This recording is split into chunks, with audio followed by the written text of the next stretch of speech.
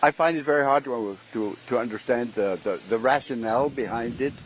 I remember, as I imagine most of us do, that President Trump won the presidential position by saying, I'm not interested in wars. I want to keep the boys home. So why calling the Defense Department the War Department? I keep shaking my head. I find it difficult to understand. No one has so far succeeded explaining it to me and what it really means other than a symbolic act. Yeah. Reinvoking the warrior spirit and getting rid of the wokeness, apparently, is the way I believe the Defence Secretary has talked about it. Let's talk about bigger issues, because that's just kind of semantics, I think, really. I would argue that President Trump has done an awful lot for galvanizing European defence. Of course, we've had this devastating war over the last, some would say 3.5 years, others would say for the last 11 years as well, but we can debate that another time. But actually, ever since that extraordinary meeting in July 2018, where Jens Stoltenberg was lambasted by the President about German defence policy, I think the President's done a lot for galvanizing the European defence situation. Would you agree or disagree? I totally agree. You mentioned I served as ambassador in the United States. I remember how my own government, other European governments, kept ignoring admonitions from U.S. secretaries of defense. Long lists of senior U.S. politicians said this is not tenable for the longer term.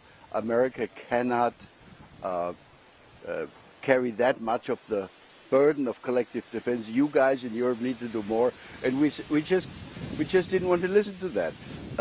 In a way, Steve, it seems to me that for a long time we thought that there was some kind of a law of nature, a God-given right of Europe to be protected by the citizens of the taxpayers of the United States. That is, of course, a foolish assumption. And you're absolutely right. Donald Trump, with his more brutal approach to this, has given us a wake-up call, and there is now something happening. And as a matter of fact, I think in the longer term, this is good, and we actually might say thank you, Donald Trump, at least for that. Yeah, because a combination of the aggression of Vladimir Putin and the blunt reality of President Trump has actually reinvigorated Europe. My colleague Annette was at Rheinmetall new facility in Germany only last week as well. Does this mean that actually a more muscular approach, as many politicians, peaceful politicians have been talking about for a very long time, will now back up European power on a global stage, or is it purely about defending ourselves from Russian aggression? I think it goes even beyond that, Steve. I think what I'm experiencing in my own country and in some of our neighboring countries is, and I have no better expression to call it, it's the end of naivety. Our foreign policy, and I include myself among the naive people, because I've served for so long as a practicing diplomat.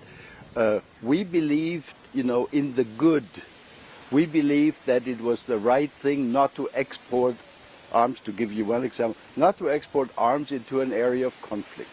That was our dogma for many years, based on our horrible World War II Nazi experience.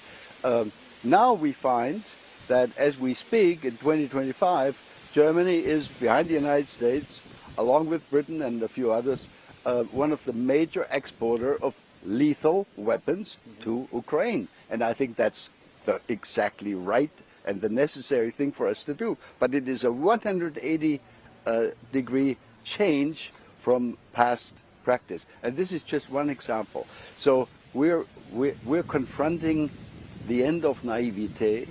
We need to assess the world around us in a more realistic manner. And that means that we cannot expect everybody to be just, a friend. We thought that Russia, after German reunification 30 years ago, was going to be a long-time partner, selling us cheap oil and gas, and we would be living happily ever after. Well, Sorry, it just didn't work that way, and that is the lesson we need to learn, which is why we need to prop up our defense effort, which will take a decade probably, but it's starting. You mentioned it. It's starting. It's accelerating, and it's necessary, and we need to help Ukraine.